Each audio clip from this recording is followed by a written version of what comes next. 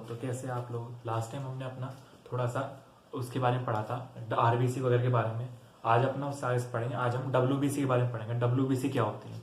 WBC होते हैं हमारी बॉडी के सोल्जर्स, जिनका काम क्या होता है हमारे को किसी भी तरह की बीमारी से, बैक्टीरिया से, इन्फेक्शन से बचाना। तो सबसे पहले देखते हैं बनती कहाँ है, कहाँ बनती है और कैसे बनती है। उसके बाद देखेंगे इनके टाइप्स, कितने तरह के टाइप्स होते हैं। ये क्या डब्ल्यूबीसी, इनकी फुल फॉर्म क्या होती है? फुल फॉर्म होती है इनकी व्हाइट ब्लड सेल्स।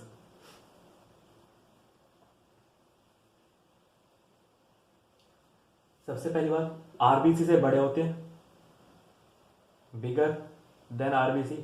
इनके अलग अलग तरीके के साइज होते हैं, जैसे शेप, जैसे टाइप्स वैसे इनके साइज, जैसे इनके टाइप्स वैसे इनके साइज अलग अलग तरीके के, बिगर देन आरबीसी। सबसे पहली बात तो ये बनते कहां पे? Formation, form in bone marrow. जहां पे आरबीसी बनती थी वहीं पे बनती है भी बोन मैरो। और मेच्योर कहां पे होती है? मेच्योर अलग अलग जगह पे काफी जगह होती है। कुछ थाइमस में होती है, इन दोनों में, और बाकी का इनका पोस्ट मेच्योरेशन थोड़ा सा यहाँ पे होगा, उसके बाद यहाँ पे होगा। बाद में इनका जब एक्टिविटी करने लगते हैं, जब पूरा इनके मेच्योर जाते हैं कि अब ये किसी बैक्टीरिया से फाइट कर सकते हैं, या वहां पे मिलते हैं जहां पे बैक्टीरिया से, वो जगह होती है। जैसे टॉन्सिल्स, बॉडी में टॉन्सिल्स वो होते हैं जहां पे डब्ल्यूबीसी का गुच्छा होता है, क्लस्टर ऑफ डब्ल्यूबीसी। टॉन्सिल्स हो गए, स्प्लीन हो गया, या फिर और भी अलग अलग जगह होती है, और भी बॉडी, होल बॉडी, या फिर जो भी ऑर्गन्स के अंदर होगा, लेवर वगैरह के अंदर, लेवर, किडनी, इनके अंदर जो भी सेल्स होंगी डब्ल्यूबीसी की, वो आगे का मैच्योरेशन का यहाँ पे होता है। फर्स्ट मैच्योरेशन यहाँ पे होगा, मैच्योरेशन, और इनकी एक्टिविटी यहाँ पे होगी, एक्टिवेशन, पूरा एक्टिवेशन एंड फाइट, वो यहां पे होगा। इनको हम बोलते हैं प्राइमरी लिम्फोइड ऑर्गन्स। इनका नाम होता है जहां पे इनका मैच्योरेशन होता है, प्राइमरी लिम्फोइड ऑर्गन्स, और ये होते हैं secondary lymphoid organs, secondary lymphoid organs नाम होता है इनका। जहां पे इनका मैच्योरेशन होता है स्टार्टिंग में, उनको प्राइमरी, जहां पे बिल्कुल ही एक्टिविटी करते हैं वहां पे उनको बोलते हैं सेकेंडरी। जैसे नॉर्मली होता है सोल्जर्स की भर्ती कहीं और होती है, उनकी ट्रेनिंग कहीं और होती है, लेकिन फाइट बॉर्डर वगैरह पे होती है, ऐसे इनका होता है। ये बॉर्डर वाला एरिया होता है और ये मैच्योरेशन वाला। तो ये दो तरह के होते हैं। बनते कैसे हैं? बनेंगे स्टेम सेल से, जो हमने बताई थी लास्ट क्लास में, हेमोपेटिक स्टेम सेल्स, उसी से बनती है इनके टाइप्स। पहले इनके टाइप्स देखते हैं और फिर कैसे कैसे बनती है वो देखते हैं।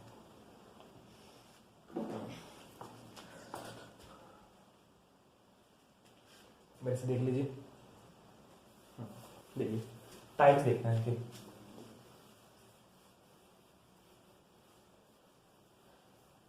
डब्ल्यूबीसी है, इनको हम डब्ल्यूबीसी को ल्यूकोसाइट्स भी बोलते हैं, ल्यूकोसाइट्स। ये होते हैं दो तरह के। पहले ऊपर, सबसे ऊपर एक होते हैं ग्रेनुलर, और दूसरे होते हैं ए ग्रेनुलर।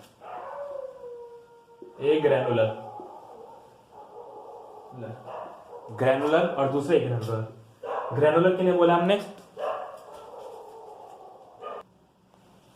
ग्रेनुलर कौन से होते हैं? जिनके सेल्स होती है, ये सेल होती है, जैसे मान लीजिए कोई भी सेल, सेंटर में न्यूक्लियस होगा, उसके जो साइटोप्लाज्म होता है इनका, इसमें छोटे छोटे ग्रेनुल्स मिलते हैं हमें, इस तरह से, जिनके अंदर छोटे छोटे ग्रेनुल्स मिलते हैं। यहां पे ग्रेनुल्स प्रेजेंट है, इसलिए इनको बोलते हैं ग्रेनुलर। इनका नाम होता है ग्रेनुलर। और जिनमें नहीं होगा उनको बोलेंगे हम ए ग्रेनुलर, उनको बोला जाएगा ए ग्रेनुलर। इनमें नहीं होते तो ग्रैनुल एब्सेंट, ग्रैनुल्स एब्सेंट होते हैं, इनकी प्लेन होती है सेल पूरी, न्यूक्लियस होगा बाकी साइटोप्लाज्म होगा, लेकिन ग्रैनुल्स नहीं होते जैसे यहाँ पे प्रेजेंट। इन दो बेस पे डिवाइड करा है, ग्रैनुलर और ए ग्रैनुलर।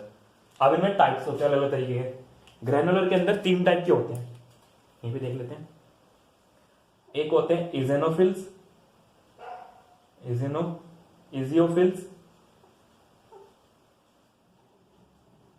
इजियोफिल्स, दूसरे होते हैं बेसोफिल्स, और तीसरे होते हैं न्यूट्रोफिल्स।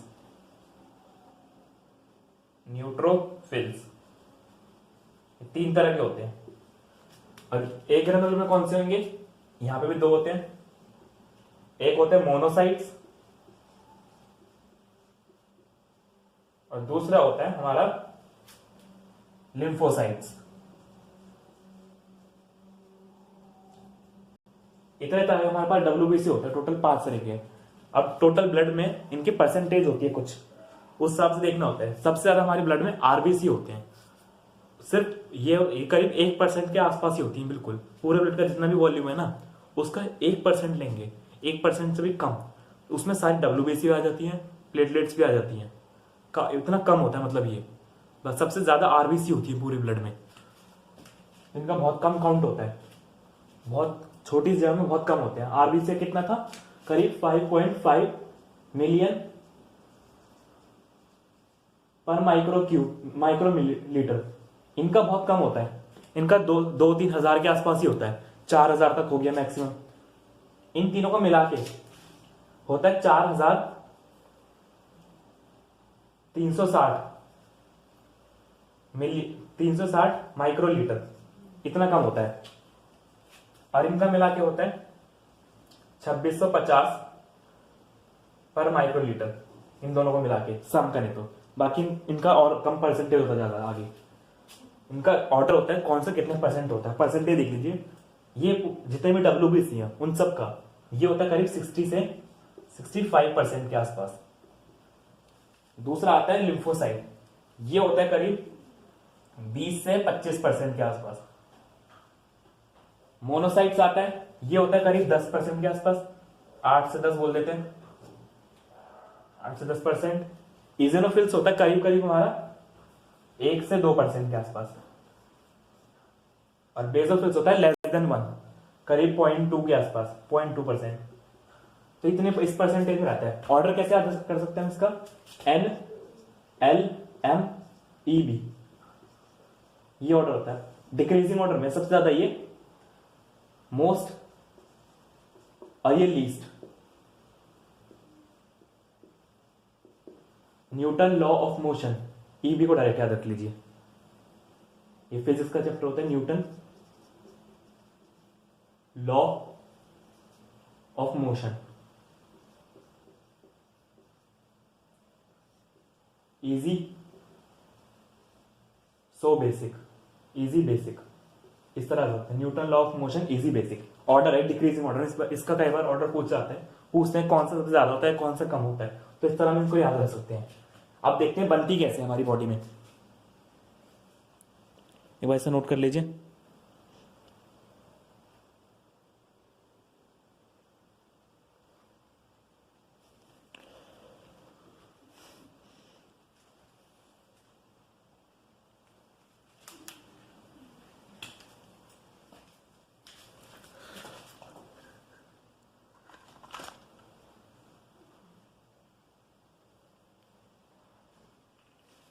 तो इससे आगे करते हैं। अब इनकी फॉर्मेशन देखते हैं बनती कैसे है।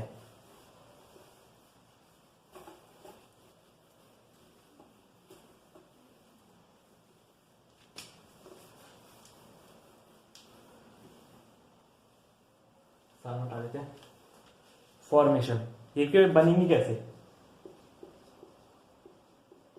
पहली बात कहां पे होती है, या तो बोन मैरो में होगी या फिर कुछ और भी जगह हो सकती है, जरूरी नहीं है कि सिर्फ बोन मैरो में हो। कुछ जगह जो लिम्फल नोड्स होते हैं उनमें भी होते हैं, जो गले पे होते हैं, हमारे आर्म्स के नीचे होती है, कुछ ऐसी जगह होती है जहां पे स्पेशली कुछ लिम्फोसाइट और बन भी जाती हैं। तो पहले देख लेते हैं, मेन बनती बोन मैरो में मोस्टली। तो मेन बोन मैरो लेते हैं। बोन मैरो के अंदर क्या होगा, हमने एक स्टेम सेल बताई थी मल्टीपोटेंट, कौन सी बताई थी, हीमोपेटिक स्टेम सेल। इससे दो तरह की बनी थी, जो हमारी सब इसके अंदर आती सब सेल जो आती थी, एक आती थी माइलॉइड स्टेम सेल SC, और दूसरी आती थी यहीं पे लिम्फोइड स्टेम सेल। माइलिनॉइड से दो तरह की बनी थी, एक माइलिनॉइड से बनी थी हमारी माइलॉइड सेल, उससे तीनों बन गई थी माइलॉइड सेल से। तीनों बनी थी कौन कौन सी, न्यूट्रॉन बन गई थी उसी से, न्यूट्रोफिल, बेसोफिल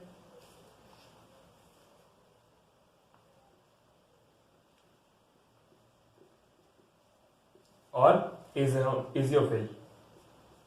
ये तीन तो इससे बन गई। बाकी जो दो बचती हैं वो इधर बनती हैं,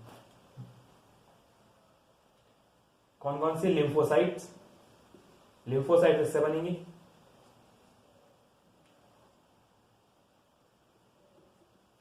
और यहीं पे एक और बनी थी इससे सेल, माइलॉइड स्टेम सेल से एक बनी थी मोनोब्लास्ट, उससे बन गई थी मोनोसाइट। इस तरह से इनका मैच्योरेशन हुआ। तीन यहां पर बन गई, एक यहां बन गई लिम्फोसाइट्स। याद रखिए लिम्फोसाइट्स के अंदर भी टाइप होते हैं, कौन से, एक होता है बी लिम्फोसाइट, बी सेल, और एक होते हैं टी लिम्फोसाइट, टी सेल बोल देते हैं। डिपेंड किस बेस पर नाम दिया इनको, कौन कहां मैच्योर हुआ है। कुछ सेल्स ऐसे हैं लिम्फोसाइट्स की जो बोन मैरो के अंदर मैच्योर होती है, उनको बोलते हैं बी लिम्फोसाइट्स, और कुछ होती है थाइमस के अंदर। हाँ, जो स्टर्नम होती है ना चेस्ट, उसके नीचे छोटी सी ग्लैंड होती है, उसमें मैच्योर होती है। ग्लैंड क्या होता है, सिंपल एक ऑर्गन होता है जो कि कुछ रिलीज करता है केमिकल्स वगैरह, उसको बोलते हैं ग्लैंड। जहां जो थाइमस के अंदर बनेंगी मैच्योर होंगी उनको थाइमस टी सेल्स, और जो बोन मैरो के अंदर होती है उनको बी सेल्स बोल देते हैं। दोनों का अलग अलग तरीके से इम्यूनिटी प्रोवाइड करते हैं। WBC आखिर सोल्जर से तो इम्यूनिटी प्रोवाइड करेंगे, कोई भी दुश्मन आएगा उसको मारेंगे, इस तरह से चलता है। अब आते हैं इनके बारे में डिटेल्स थोड़ा सा।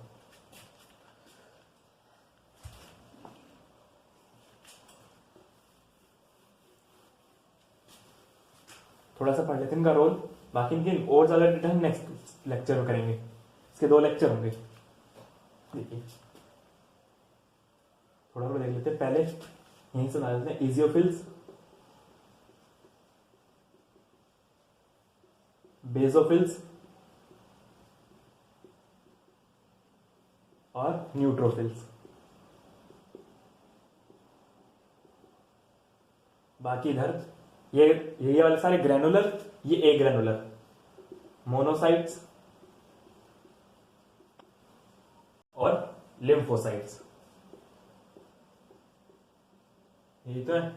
इजोनोफिल्स का काम क्या होता है, ये कुछ केमिकल्स रिलीज करती हैं। पहले की परसेंटेज लेते साथ साथ 0.2% के आसपास, सॉरी इजोनोफिल्स की होती है 2 से 3 करीब, 1 से 2 या 2 से 3 चल जाता है, 1 से 2 एक लेते हैं,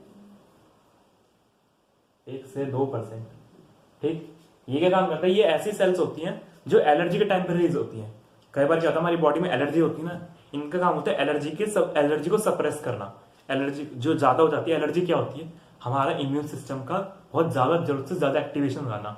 इम्यून सिस्टम क्या होता है, जिसमें WBC होती है, पूरा सिस्टम जो कंट्रोल करता है कि बाहर से कोई भी बैक्टीरिया, कोई भी इंफेक्शन ना आए, उसका जरूरत से ज्यादा काम कर जाना, वो तब होती है हमारे को एलर्जी। ये किसी चीज से हो सकती है, कोई फल से, या फिर कोई हमारे को किसी चीज से, कोई सी फूड से, या फिर कहीं पोलन ग्रेन वगैरह कहीं फूल से एलर्जी हो सकती है। इन सारी चीजों में ज्यादा जरूरत से ज्यादा काम कर जाना इम्यून सिस्टम का, वो कहलाती है हमारी allergy, hyper activity of immune system. तो ये क्या करते हैं, उस इम्यून सिस्टम को, एलर्जी को सप्रेस करते हैं। कैसे, ये रिलीज करते हैं एंटी हिस्टामाइन। हिस्टामाइन वो केमिकल होता है जो कि एलर्जी करता है, ये करते हैं उसको सप्रेस करते हैं। कब निकलते हैं, एलर्जिक रिएक्शंस में, इन्वॉल्व इन एलर्जिक रिएक्शंस। ठीक, रिएक्शंस। नेक्स्ट आता हमारा बेसोफिल्स। ये कई तरह केमिकल्स रिलीज करता है, इसी की एक फॉर्म होती है, इससे थोड़े मैच्योर बन जाती है, मास्ट सेल्स बनती है इससे, मास्ट सेल्स। और दोनों क्या रिलीज करती हैं, क्या रिलीज करती हैं, ये रिलीज करती हैं केमिकल्स। पहले तो हिस्टामाइन, हिस्टामाइन यहां से निकलता देखिए, जो कि एलर्जी क्रिएट करेगा, एलर्जी को बढ़ाएगा, हिस्टामाइन। दूसरा सेरोटोनिन, और एक केमिकल और निकलता है, ये दो केमिकल्स हैं। तीसरा केमिकल होता है हेपेरिन। तीनों का अलग रोल है। देखिए इनका रोल होता है एलर्जी को बढ़ाते हैं, कोई भी मान लीजिए बैक्टीरिया आ गया उसको मारना जरूरी है, तो ये काम करते हैं, उस एरिया पे जाते हैं, वहां पे क्या करते हैं, कुछ रिएक्शंस करते हैं, वहां पे टेम्परेचर बढ़ जाता है कई बार, जिस वजह जब रिएक्शन होती है ना, वहां पे कोई बैक्टीरिया को मारा तो थोड़ा क्या होता है हमारी बॉडी में उस जगह पे सूजन आ जाती है, जिसे हम बोलते हैं इन्फ्लेमेशन। जब वहां पे कोई बैक्टीरिया वगैरह आ गया तो वहां पे सूजन क्रिएट होती है, वो इनकी वजह से होती है, जिसको हम बोलते हैं इन्फ्लेमेशन। तो बोलते हैं इसको बोलते हैं इन्फ्लेमेटरी रिएक्शन। इन्फ्लेमेटरी रिएक्शन में इनका रोल होता है, इन्फ्लेमेटरी रोल। दूसरा आता है इसका, ये होता है एंटीकोगुलेंट। एंटीकोगुलेंट वो होता है जो कि खून को जमने से बचाता है। बॉडी के अंदर अगर खून जम जाएगा तो क्या होगा, उसके छोटे टुकड़े बन जाएंगे, अगर वो किसी वेसल के अंदर अटक गए और ब्लॉक कर दिया तो बहुत दिक्कत हो सकती है, हार्ट अटैक वगैरह की प्रॉब्लम हो सकती है। तो ऐसी प्रॉब्लम ना हो इसलिए बॉडी के अंदर रिलीज होता है एंटीकोगुलेंट। क्या करता है, स्टॉप ब्लड क्लॉटिंग, या फिर प्रिवेंट, वो लिख देते हैं कि बचाता है ना, कि नहीं होने देता, prevent blood clot, blood clotting. ठीक, ये सारे इधर से लिख होते हैं। तीसरा आते हैं न्यूट्रोफिल्स। न्यूट्रोफिल्स एक तरह की, इनकी परसेंटेज लिख लेते हैं, इनकी परसेंटेज होती है 0.2% के आसपास परसेंटेज। अगला आते हैं न्यूट्रोफिल्स। न्यूट्रोफिल्स की परसेंटेज लिखते हैं 60 से 65% सबसे ज्यादा होती है। इनका काम होता है बैक्टीरिया को डायरेक्ट निकल लेना, ये डायरेक्ट खा जाती है बैक्टीरिया को, बैक्टीरिया डायरेक्ट खा जाएंगे। तो इस प्रॉपर्टी में बोलते हैं फेगोसाइटोसिस।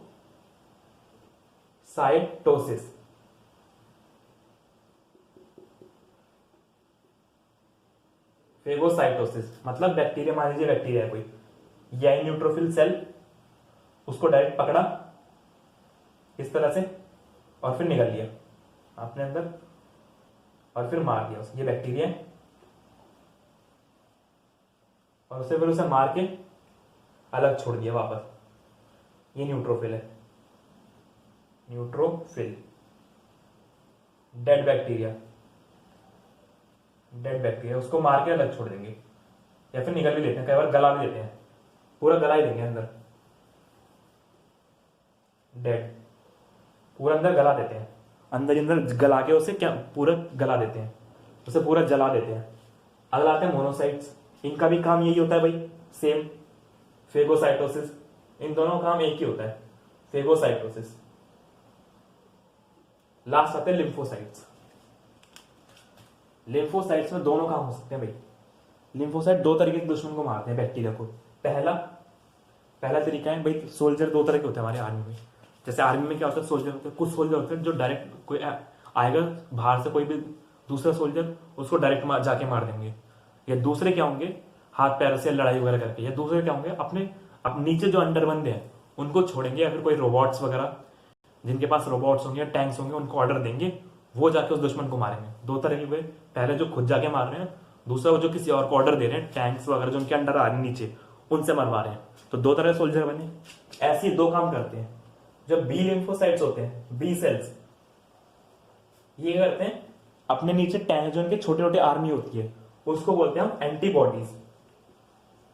एंटीबॉडी रिलीज करते हैं, एंटीबॉडी रिलीज, और फिर ये जाके उन्हें मारेगा, किल इन्फेक्शन, माइक्रो ऑर्गेनिज्म, बैक्टीरिया कहते हैं, किल बैक्टीरिया। ये तो बी सेल के लिए।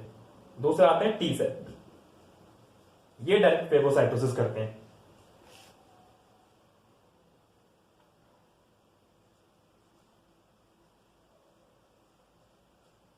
साइटोसिस। अभी टी और बी सेल के अंदर भी काफी तरीके के टाइप्स बनते हैं हमारे। देखिए, एक तो हमने मास्ट सेल्स यहां पे पढ़ा, ये बी लिम्फोसाइट का फीचर है। दूसरा आता है न्यूट्रोफिल्स। अब न्यूट्रोफिल्स में क्या होता है, न्यूट्रोफिल्स कुछ मैच्योर होती हैं, कुछ इमेच्योर हो जाती हैं। जो कुछ मैच्योर हो जाती है ना काफी ज्यादा, या कुछ काफी ज्यादा मैच्योर हो जाती है, धीरे धीरे क्या होता है, इन न्यूट्रोफिल्स के सेल जो होती है इस तरह से होती है, देखिए इनके अंदर मल्टीपल लोब्यूल्स होते हैं, न्यूक्लियस के अंदर मल्टीपल लोब्यूल्स होते हैं, मल्टीपल लोब्यूल। ठीक, धीरे धीरे क्या होता है, इनके अंदर लोब्यूल्स की संख्या चेंज होती रहती है। तो इनके अंदर एक स्टेज आती है, इनकी एक मॉडिफाइड फॉर्म होती है। वन फॉर्म इज, इसको चलिए आगे देखते हैं भाई, यहीं पर नोट कर लीजिए। इसमें आ गया, इसमें मल्टीपल लोब्यूल्स होते हैं। इसके अंदर जो न्यूक्लियस होता है वो होता है हेडफोन शेप्ड, ऐसे करके होता है, बाइलोब्ड होता है। इसमें मल्टीलोब, इसके अंदर भी बाइलोब्ड होता है, बट इसमें दिखता नहीं है सही से, बाइलोब्ड। इसमें क्लियरली विजिबल होता है। न्यूट्रोफिल्स बाद में आता है मोनोसाइट्स। इसके अंदर देखिए कुछ इस तरह से होता है न्यूक्लियस, शेप याद रखिए न्यूक्लियस की। इसको हम बोलते हैं हॉर्स शू शेप।